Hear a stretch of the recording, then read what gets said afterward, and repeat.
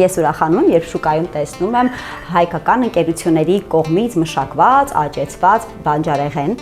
մրգեր, կանաչիներ եւ չերի լոլիկներ արդեն գիտենք, որ հենց Հայաստանում են աճում եւ ես էլ հաճախ օգտագործում եմ։ Եվ այսօր պատրաստելու եմ շատ յուրահատուկ ուտեստ սաղմոն, ձկով եւ բանջարեղենով։ Չերի լոլիկները կտրատում եմ։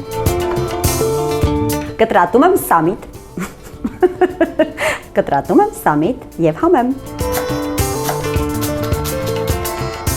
Ավելացնում եմ ձիթապտուղ, ավելացնում եմ կապար, կիտրոն կտրատած, ձիթայուղ, աղ ու պղպեղ։ Հիմա պատրաստում ենք նավակներ, որպեսզի թխենք բանջարեղենն ու սաղմոնը։ Կոնֆետի նման երկու կողմից պետք է կապենք մեր յուղաթուղթը։ Նավակի ներքևում դնում ենք բանջարեղենից, հետո դնում եմ մանրացրած սաղմոնի կտորները եւ կրկին բանջարեղեն։ Քանի որ բանջարեղենը հրաշալի համեմված է, ձուկը այլևս չեմ համեմում։ Վերջ դնում եմ ջեռոցը կամ կարող եք նաեւ պատրաստել ճարպաջեռոցում ձկան համար նախատեսված հատուկ ռեժիմով։ Շատ թեթև, հեշտ եւ արագ պատրաստվող ուտեստը